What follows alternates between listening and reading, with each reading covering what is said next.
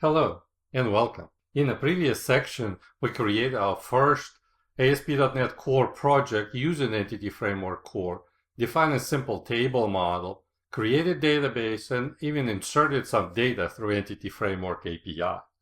In this section, we will talk about mapping entities, aka classes, to a database structure. We will start by discussing how we can control table mapping.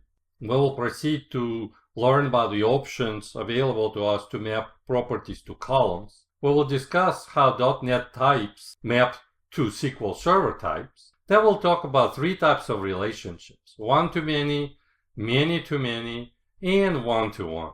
In the first video of this section, we will discuss the mapping options available to us to map classes to tables. We will see how we can change table names and move tables between schemas.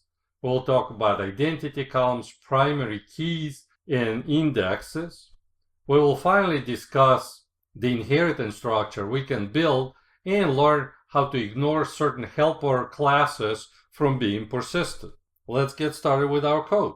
There are two primary ways we can configure persistence in Entity Framework Core. We can use data annotations or attributes, how they're also called, or we can use Fluent API. We will talk sometimes about both, and sometimes we will concentrate on Fluent API only. The reason for that is because certain functionality is only supported via Fluent API. There are very few functions that are only supported via attributes, and those will likely disappear at some point as they're being supplemented by Fluent API. On top of that, certain developers don't like putting attributes in their POCO classes because they feel like persistence level framework is bleeding into otherwise clean classes. But we'll look at both just in case. We will start with defining primary keys. As we saw before, Entity Framework comes with a convention that automatically looks for property that has class name and ID suffix and automatically makes them primary keys. What if we rename that to say myID? What we'll see as we run this type of model is that the error will be generated. Let's actually take a look how we can do that. In the past, we used browser to invoke some controller. This becomes a little bit tedious as we work on many changes to our database structure. So instead, we're going to start using test project. We can create test project by going through new project and either picking unit test or xunit test template. I already picked unit test and pre-created a test project right here with a single test class. The code in this test class is very similar to our startup routine, where in the init or an otherwise routine called before every test, we will configure options to point to certain SQL server. In the cleanup, we simply dispose of the context so we don't leak connections. And in the test method itself, we simply delete and recreate the database. This will enable us to quickly run our tests. So let's run a test right now, and we should see an error. As we can see, the error is quite descriptive. Every entity requires primary key. So let's add one. We can use key data annotation, and if we run it again, we will see the error goes away. Alternatively, we can use Fluent API. So let's become familiar with that. As we switch to our context, we will see that I already created an override for a routine called onModelCreating that takes a single parameter of type model builder. Model builder allows us to configure various aspects of our persistence. One of the more common methods in it is called entity. Entity allows us to configure a specific class or entity. The type that's returned by that method is entity type builder. Now we need to define a key. We do so by calling hasKey method.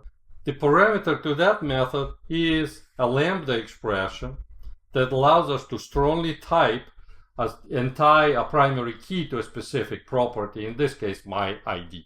We already saw how identity columns are automatically generated for numeric columns that are primary key columns. Sometimes we don't want that. For example, we have a lookup table and we want to hard-code IDs into that lookup table because, say, we want to use it inside an enumeration. How do we do that? Again, there are two ways to do it. We can opt out of that using database-generated data annotations, and that takes single parameter of the option how to do it. If we specify none, that means we're opting out. How do we opt out?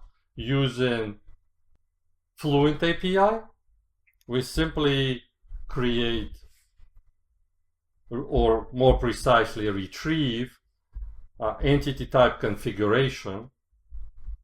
Now we need to drop down a level and go to property type configuration. And now we just need to pick a lambda expression corresponding to our property. This returns property builder of a specific type. In this case, it's an int. And it has a method that we need to call in order to opt out of identity column. And we simply call value generated, never to do so. In addition to identity columns, Entity Framework also has API to use sequences. We're not going to drill deep into that in this section. As we saw, Entity Framework Core comes with a convention that keeps table names the same as property names. For example, property for a collection of persons called persons, hence our table was called persons. What if we want to change that? Say we want to name tables something different based on certain requirements. To do that, again, we're gonna go and retrieve entity type configuration. Now we will see why this API sometimes is called Fluent API. And that's because we can chain methods together. In this case, we will add two tables, which allows us to specify a table name. And we're gonna call it people, and a schema name, and we're gonna call it context. And now we can chain the two methods together. In addition to primary keys, which are derived based on hasKey API, we could also define a regular index for each entity. The method for that is called hasIndex, and again it takes a lambda expression, and in our case we just need to specify what column we want to index. We can also specify the name for that index, as well as certain other properties.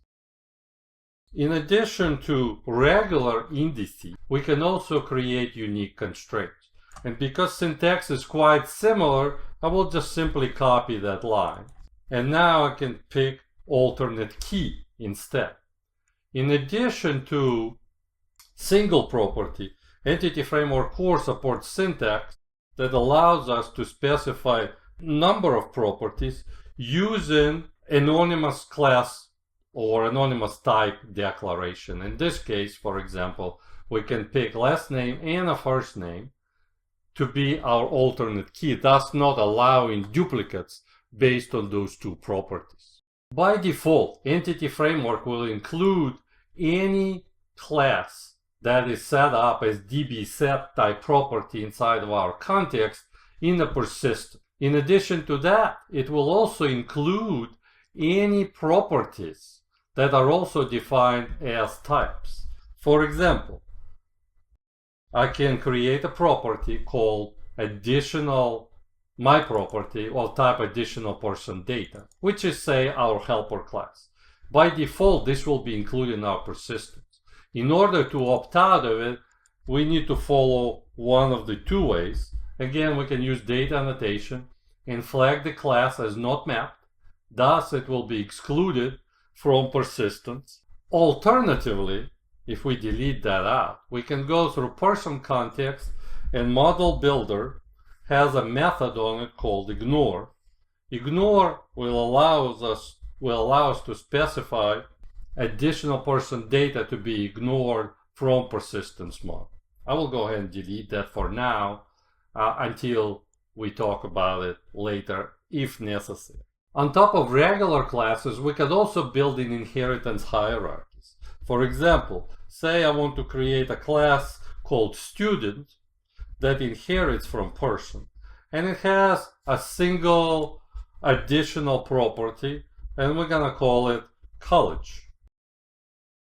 Now what I need to do is also include students inside of our context. And I'm going to add one more property. It's also going to be a DB set of student this time. And I'm just going to call them students. Now let's run our test and see what will happen when we run this type of model and create database structure based off that. Let's take a look what structure was generated. If we go to our SQL Server data tools and refresh our structure to pull in the latest changes, one thing we immediately notice that our table indeed got renamed and moved to context schema. Now we see a column we didn't define anywhere called discriminator, but we see all the properties for person table as well as the one for student. What we see is Entity Framework Core using table per hierarchy inheritance strategy. That's the only strategy currently supported by EF Core, and that's in difference to hierarchy strategy that Entity Framework 6.0 had. Discriminator column allows Entity Framework behind the scenes differentiate the queries and saves that we issue against either of two properties, persons or students. Entity Framework 6 also had another feature called table splitting. However, that feature does not exist in EF Core as of yet, even though it is on roadmap. That feature allows us to map, using map method, certain subset of properties from a single class to two or more tables. That's all the code we wanted to cover today. If you want to learn a little bit more about Entity Framework Core, you can go to document side, and it contains a lot of useful information.